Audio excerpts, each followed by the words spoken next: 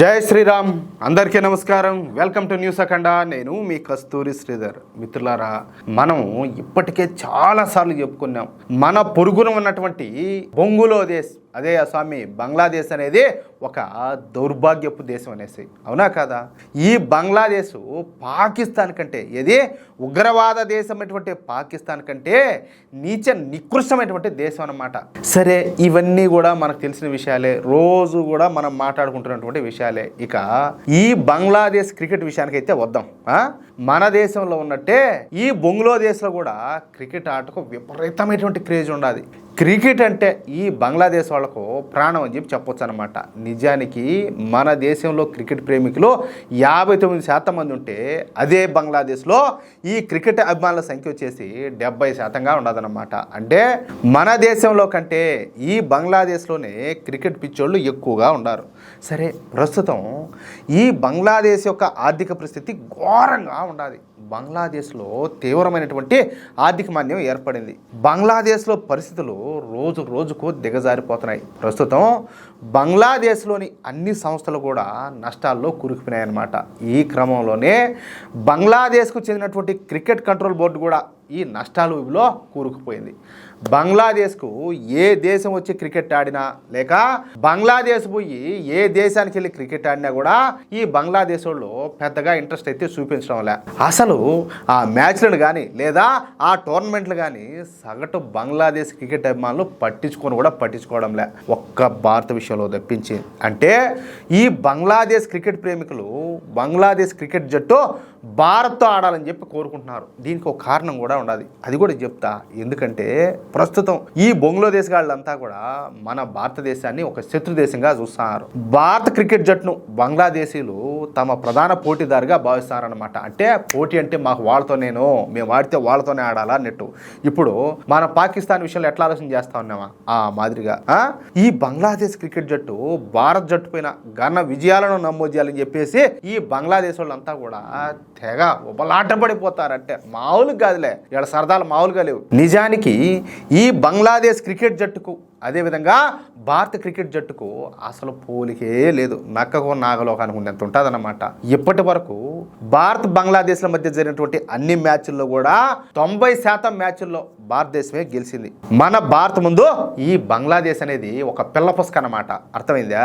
అందుకే ఈ బంగ్లాదేశ్తో మ్యాచ్ అనగానే మన సీనియర్లంతా కూడా, ఎవరు సీనియర్ ప్లేయర్ ఉంటారు కదా, ఇప్పుడు ధోని కావచ్చు, కోహ్లీ, వాళ్ళంతా కూడా రెస్ట్ తీసుకొని మ్యాచ్లోకి జూనియర్ ప్లేయర్ని అయితే పంపిస్తారు. కానీ ఈ బంగ్లాదేశీలు మాత్రం తమ క్రికెట్ టీము భారత క్రికెట్ జట్టుకు సమ ఉజ్జి అని చెప్పి చెప్పుకుంటా ఉంటారు. సమ ఉజ్జినా? మీరు చెప్పండి ఒకసారి. మనం ఎక్కడా, వాళ్ళు ఎక్కడా? సరే, ఇక నష్టాలలో ఉన్నటువంటి తమ క్రికెట్ బోర్డును గట్టెక్కించడానికి బంగ్లాదేశ్ క్రికెట్ బోర్డు ఈ బీసీసీఐను బ్రతిమలాడుకొని తమ దేశంలో భారత క్రికెట్ జట్టు పర్యటించేలా ఒప్పందం అయితే చేసుకుంటుందన్నమాట. అసలు మనోళ్ళు అయితే మాత్రం ఎట్ట ఒప్పుకున్నారు అంటాలే. వీళ్ళకైనా కొంచెం ఆలోచన ఉండాలి కదా. ఈ బంగ్లాదేశ్ ఓ పక్కన పాకిస్తాన్తో దోస్తీ చేస్తా, చైనాతో దోస్తీ చేస్తా, మనల్ని మింగబెట్టాలని చెప్పి ఆవంతన ప్రయత్నం చేస్తా ఉంటే వీళ్ళకి ఒకరివన్నా సిగ్గులే, ఒకరివన్నా కూడా శరం లేవు వీళ్ళకు. వాళ్ళతో ఎట్టబోయి ఆడతారు. ఇప్పుడు మన పాకిస్తాన్తో మ్యాచ్లు ఆడడంలే, అంతవరకు బాగానే ఉన్నది. ఈ బంగ్లాదేశ్ కూడా శత్రు దేశం కదా, మరి వాళ్ళతో ఏంది క్రికెట్ ఆడేది పోయి? అది కూడా వాళ్ళ దేశం లేపోయి అవసరం మనకు? వాళ్ళతో అవసరం అంటాలి. మనల్ని వ్యతిరేకించే వాళ్ళతో మనకి ఎటువంటి సంబంధాలు కూడా ఉండాల్సిన అవసరం లే, మొహమాటం లేకుండా చెప్తున్నా. ఏం బొత్తులు అవసరం, వాళ్ళతో ఏం అవసరం మనక? ఏమంటారా? ఈ ఒప్పందం ప్రకారం వచ్చే నెల 17వ తేదీ నుంచి 31వ తేదీ వరకు మన క్రికెట్ జట్టు బంగ్లాదేశ్లో పర్యటించాల్సి ఉండాలి. ఈ పర్యటనలో భాగంగా మన భారత క్రికెట్ ఏమో ఈ బంగ్లాదేశ్తో 3 వన్డేలు, అదేవిధంగా 3 టీ20లు ఆడాల్సి ఉన్నదన్నమాట. ఇక దీనికి సంబంధించినటువంటి ఏర్పాట్లను బంగ్లాదేశ్ క్రికెట్ బోర్డు ఇప్పటికే ప్రారంభించింది. అయితే సడన్గా ఈ టోర్నమెంట్ అయితే అర్ధాంతరంగా రద్దు అయిపోయింది. బంగ్లాదేశ్లో మన భారత క్రికెట్ జట్టు పర్యటించడానికి బీసీసీ ససేమీరా ఒప్పుకోలే. దీనికి కారణం కూడా ఉండాలి. ఎందుకంటే ఈ బంగ్లాదేశ్లో ఈ నెలలో పాకిస్తాన్ క్రికెట్ జట్టు అయితే పర్యటించనున్నదంట. అర్థమవుతుందా? ఈ పర్యటనలో పాకిస్తాను, బంగ్లాదేశ్లు ఏవో కొన్ని మ్యాచ్లు అయితే ఆడతారు.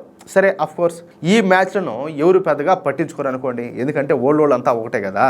అయితే ఈ పాకిస్తాన్ పర్యటనకు సంబంధించినటువంటి మ్యాచ్లను అలాగే రేపు నెలలో మన భారతదేశం ఆడబోయేటటువంటి మ్యాచ్లకు సంబంధించినటువంటి ఈ మీడియా హక్కులను ఒకే సంస్థకు అమ్ముదామని చెప్పేసి ఈ బంగ్లాదేశ్ క్రికెట్ జట్టు అయితే భావించిందంట. తద్వారా పెద్ద ఎత్తున డబ్బు సంపాదించవచ్చు అని చెప్పేసి ఈ బంగ్లాదేశ్ క్రికెట్ బోర్డు అయితే భావించింది. చూడండి, ఇక ఆ క్రికెట్ మ్యాచ్లు ప్రసారమయ్యేటటువంటి హక్కులను పాకిస్తానీలు పెట్టుబడి పెట్టినటువంటి ఒక దిక్కుమాలినటువంటి సంస్థ కట్టబెట్టాలని చెప్పేసి ఈ బంగ్లాదేశ్ క్రికెట్ బోర్డు అయితే నిర్ణయించుకునేది. చూడండి, అంతే ఆ విషయం మన బీసీసీఐకి అయితే తెలిసిపోయింది. అంటే పాకిస్తాన్ను అదేవిధంగా మన భారతం ఒకే గాడిని కట్టేస్తారా, మా నుంచి లాభాలు సంపాదించి వాటిని పాకిస్తాన్తో పంచుకుంటారని చెప్పేసి బీసీసీఐ తీవ్రమైనటువంటి ఆగ్రహం అయితే వ్యక్తం చేసింది. ఇక ఎట్టి పరిస్థితుల్లో కూడా భారత క్రికెట్ జట్టు బంగ్లాదేశ్లో పర్యటించడం లేదని చెప్పేసి తేల్చి చెప్పేసింది. దీంతో బంగ్లాదేశ్లో ఈ భారత క్రికెట్ జట్టు పర్యటన అయితే క్యాన్సిల్ అయిపోయింది. ఇక్కడ మరొక విషయం ఏంటంటే, ఒకవేళ భారత జట్టు కనుక బంగ్లాదేశ్లో పర్యటించడానికి బీసీసీఐ ఒకవేళ ఒప్పుకున్నా కూడా మోడీ ప్రభుత్వం మాత్రం ఎట్టి పరిస్థితుల్లో దానికైతే ఒప్పుకునేది కాదు. ఏ విధంగా చూసినా మన భారత క్రికెట్ జట్టు బంగ్లాదేశ్లో అయితే పర్యటన అయితే రద్దు అయిపోయేది అనమాట. అది విషయం. నేను ఒకటే చెబుతున్నా, మనల్ని ఎవరైతే వ్యతిరేకిస్తారో వాళ్ళతో మనకు ఎటువంటి సంబంధాలు కూడా ఉండకూడదు. అది విషయం. మిత్రులారా, ఈ న్యూస్ కనుక మీకు నచ్చినట్లయితే ఖచ్చితంగా ఈ న్యూస్ నలుగురికి షేర్ చేయండి. అదేవిధంగా ప్రతి ఒక్కరు కూడా మీ యొక్క అమూల్యమైనటువంటి అభిప్రాయాలను స్పష్టంగా కామెంట్ రూపంలో తెలియజేయండి. ఇంకో విషయం ఏంటంటే, ఇంతవరకు మీరు కనుక మన ఛానల్లో సబ్స్క్రైబ్ చేసుకున్నట్లయితే ప్రతి ఒక్కరు కూడా మన ఛానల్లో సబ్స్క్రైబ్ చేసుకోండి, సపోర్ట్ చేయండి ప్లీజ్. జై శ్రీరామ్, జై హింద్.